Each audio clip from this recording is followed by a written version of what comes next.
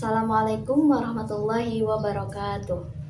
Perkenalkan, nama saya Hairunisa, NIM 2318020 dari jurusan PGMI. Nah, di sini saya dari PPL PGMI kelompok 5 akan menyampaikan laporan individu saya terkait kegiatan yang saya lakukan selama PPL di MI Salafiyah 1 Kauman. Untuk pengajaran, masing-masing peserta PPL mendapat jadwal masuk selama 6 kali dengan masing-masing jam pelajaran setiap harinya. Nah, dari keenam pertemuan itu ada 1 kali pertemuan yang dijadikan sebagai penilaian. Untuk setiap pertemuannya itu tidak mesti 1 jam pelajaran, bahkan sampai 3 jam pelajaran, dan itu juga mapelnya bisa berbeda-beda, bisa umum, bisa agama.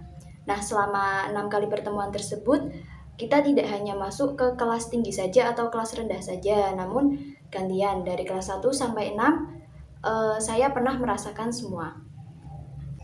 Untuk yang selain terjadwal, terkadang saya menggantikan ustadz atau ustadzah yang berhalangan hadir di kelas. Untuk yang non pengajaran, banyak sekali kegiatan yang dilakukan di luar dari pengajaran.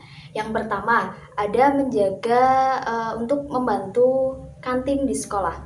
Kenapa? Karena ada peraturan di sana yang tidak membolehkan peserta didiknya untuk jajan di luar. Selain itu, banyaknya jumlah peserta didik tidak diimbangi dengan tenaga pendidik yang luang, sehingga kantinnya tidak ada yang menjaga. Nah, yang kedua itu ada penjadwalan untuk piket pagi. Nah, piket pagi itu tugasnya untuk apa? Tugasnya untuk memberikan hand sanitizer dan mengecek suhu peserta didik yang baru datang. Tempatnya itu di gerbang sekolah. Yang ketiga, kita juga terkadang ikut mengatur barisan saat doa pagi. Yang keempat, ada membantu mengkoordinir beras sewaktu acara 10 Muharram. Tidak hanya beras, uang juga kita koordinir. Setelah itu kita berikan kepada ustadzah yang berkaitan di sana. Selanjutnya ada pernah ikut rutinan bersama ustadz-ustadzah di MI Salafiyah 1 Kauman. Waktu itu bertempat di Pakumbulan, kediamannya Ustadzah Kitroh. Selanjutnya ada menjadi petugas paduan suara dalam upacara 17 Agustus. Nah, ada lagi setelah acara 17 Agustus itu ada makan-makan bersama, rahatan bersama ustadz-ustadzah, kita juga ikut kegiatan tersebut. Terus ada ziarah ke makam Wonobodro. Dan yang paling akhir itu ada peraka atau perkemahan Rabu Kamis. Di kegiatan tersebut kita sangat mengikuti, sangat berkontribusi di dalamnya, soalnya kita dilibatkan. Nah, sebenarnya masih banyak kegiatan-kegiatan di luar pengajaran yang kita ikuti, yang tentunya tidak bisa saya sebutkan semuanya di video ini. Untuk kendala yang dihadapi, sebenarnya ini bukan suatu kendala jika kita bisa menyikapinya dengan baik. Di sana itu peserta didiknya itu dalam satu kelas jumlahnya banyak, atau bisa dikatakan kelas gemuk. Satu kelas itu bisa 40-45 anak. Jadi kita harus lebih ekstra, terutama dari segi suara kita untuk kelas rendah. Nah, selanjutnya, untuk kelas rendah itu masih jarang digunakan media LCD. Jadi ketika saya mencoba untuk menggunakan media LCD dalam pembelajaran, mereka itu sangat-sangat antusias. Dan keantusiasannya itu membuat saya menjadi khawatir. Ada yang megang-megang proyektornya, ada yang mencet-mencet, jadi lebih ke antusias yang bagaimana gitu.